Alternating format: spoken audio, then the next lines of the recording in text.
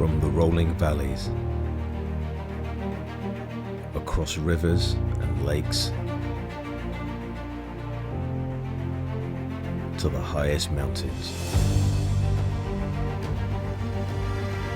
Adventure takes preparation and research.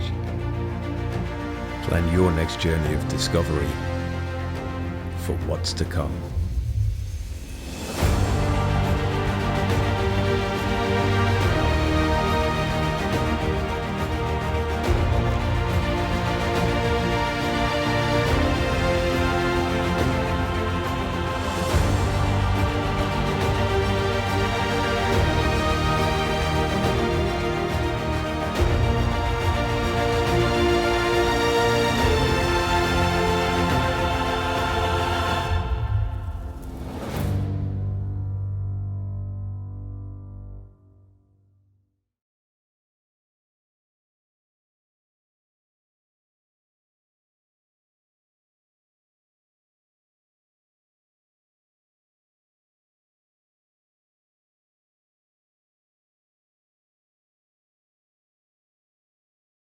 The second platform that I use, which I'll use in more detail to plan routes, to draw routes out, or to import routes to retrospectively if I've come back from a trip, is a platform called Commute.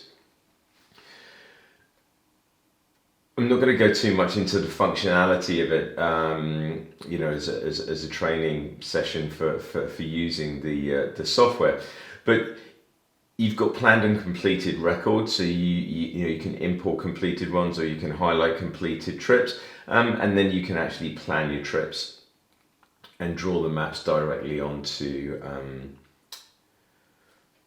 the map.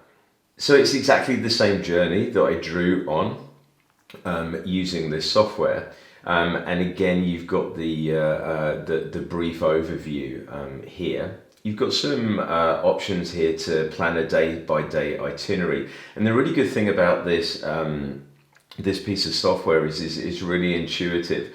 And what you can do is, if I have like a journey that's going to take more than one day, I can draw the journey as a whole, but then I can click on the day-by-day itinerary, ask it how many days, or tell it how many days that I want to plan the trip over, and then it will actually section out the legs accordingly, give me durations according to sort of like terrain and speed.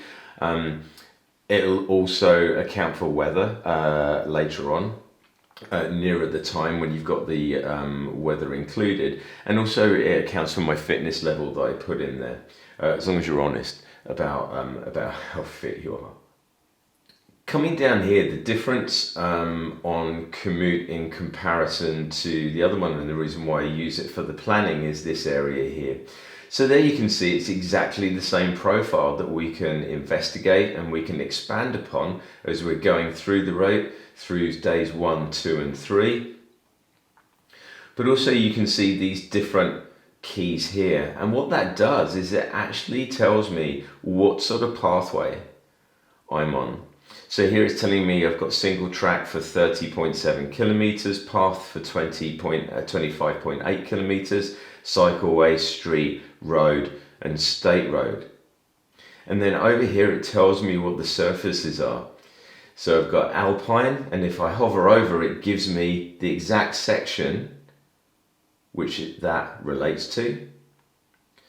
Natural, unpaved, gravel. You can see it changing up here. Paved, asphalt. And again over here I've got a bit of a key.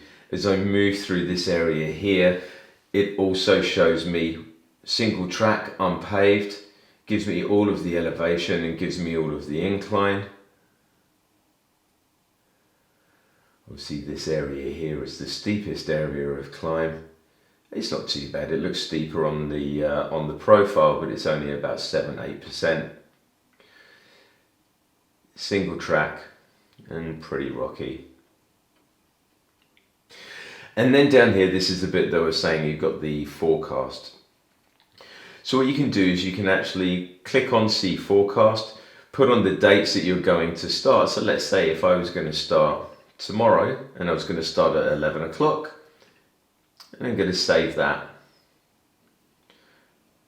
And now what I get there is temperatures, chance of rain, wind direction, and also whether it's going to be really sunny. And don't forget, as we were saying before, weather is a serious consideration when you're doing risk assessment. So knowing what's happening, you can always get caught out.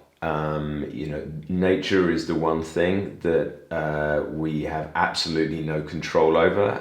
Predictability is sketchy at best, and that's why the good planning and taking all of those risk assessment points into account will minimize you getting caught out.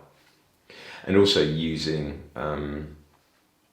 platforms like this just to make sure that you're planning everything that you're planning at the front end down to the nth degree is so informed and so comprehensive that, as I say, you've got that margin of error if you do have to change your plan on the ground.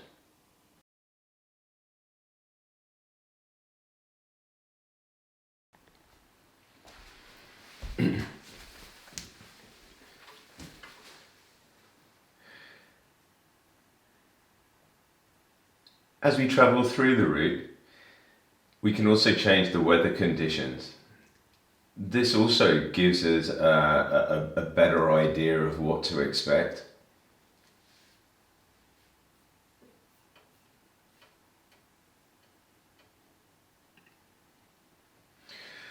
Within here, I can actually change to put snow layers, fresh, forecast, depth, terrain layers of gradient, which is super important for avalanche risk, and also if you're doing anything where you're climbing. And then here, also I've got avalanche risk assessment.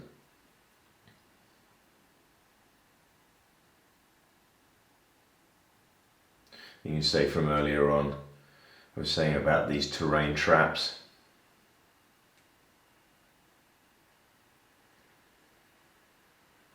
And these are really powerful tools. Can't wait to go on this trip.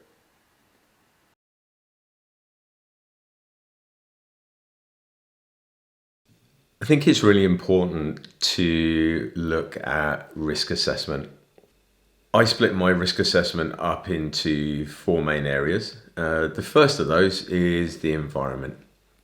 So by the environment, I mean the terrain, natural hazards, the geography of where I'm going.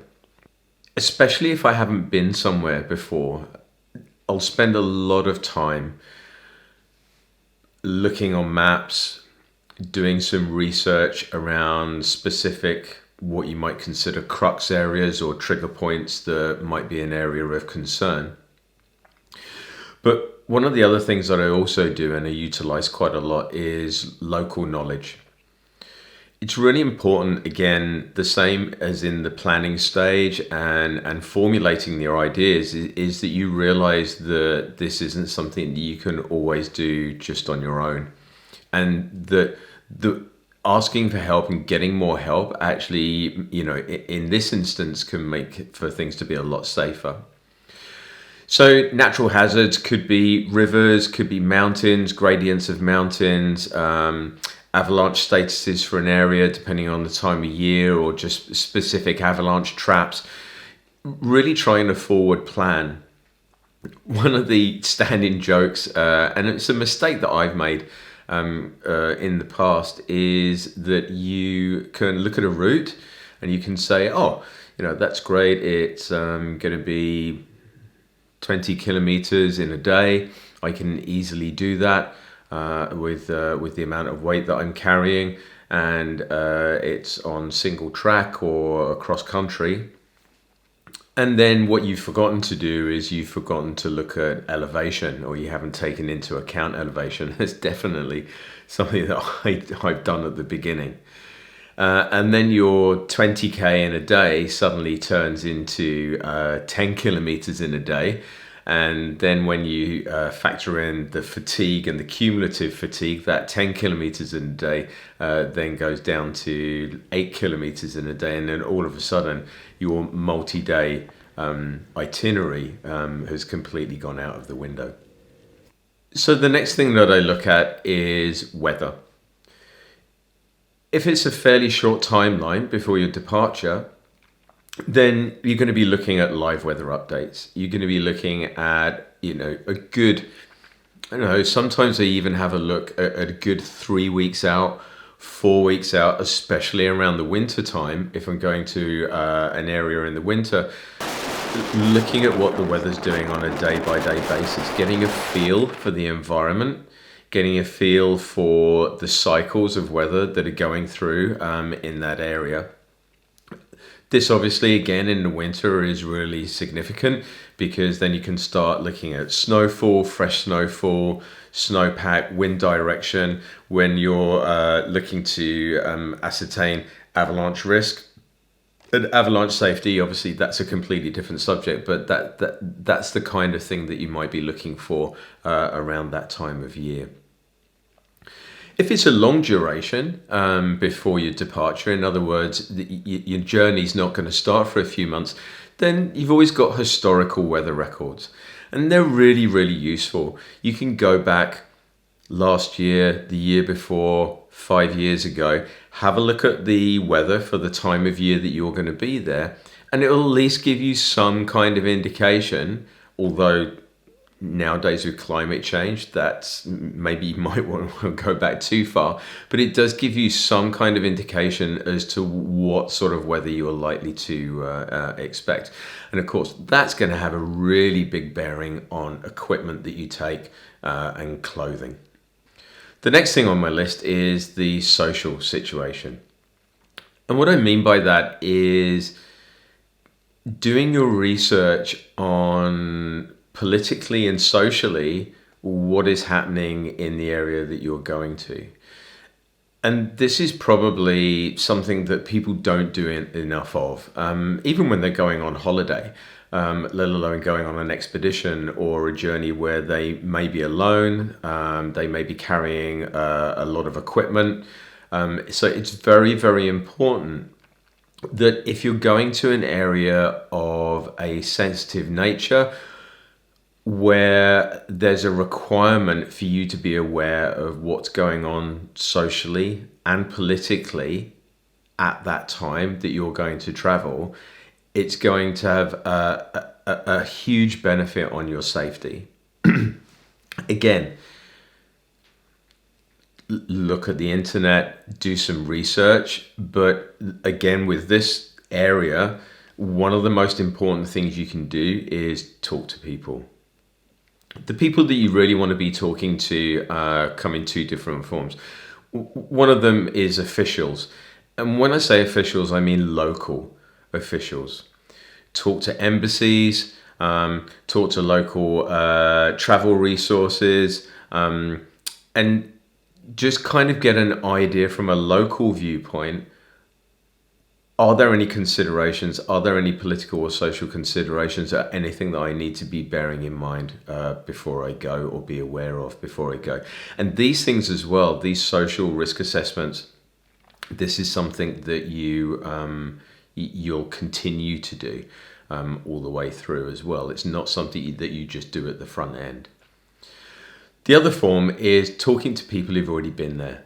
And that's networking like that for the planning, for equipment, for risk assessment. If you know somebody who's already been there that you can talk to, or they've got a friend who's been there that you can talk to and say, hey, what was your experience? What did you find when you went there? What was this place like? What was that place like? And that first-hand experience from somebody who's a reliable source is absolutely invaluable.